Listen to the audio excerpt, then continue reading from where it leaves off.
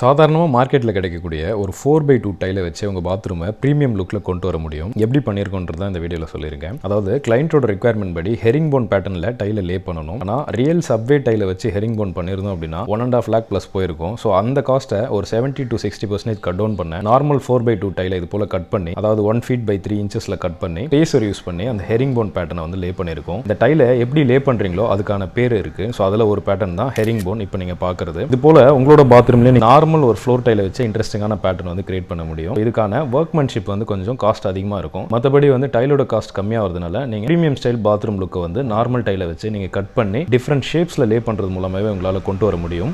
உங்களோட புது பில்டிங்கில் இல்லை அப்கமிங் பில்டிங்கில் இது போல் டிஃப்ரெண்ட்டான மெத்தடை கண்டிப்பாக எக்ஸ்ப்ளோர் பண்ணுங்கள். ஏன்னா வீடு ஒரு தடவை தான் கட்ட போகிறீங்க. உங்களுக்கு பிடிச்ச மாதிரி காஸ்ட் எஃபிஷியன்டான மெத்தடில் உங்களோட பில்டிங்கை பியூட்டிஃபை பண்ணி ப்ரீமியம் லுக் கொண்டு வர முடியும். இந்த வீடியோ உங்களுக்கு பிடிச்சிருந்துன்னா சேனலை மறக்காமல் ஃபாலோ அண்ட் சப்ஸ்கிரைப் பண்ணிக்கங்க. உங்களோட வீடு கட்டுற ஃப்ரெண்ட்ஸ்க்கும் ஷேர் பண்ணுங்கள். நன்றி.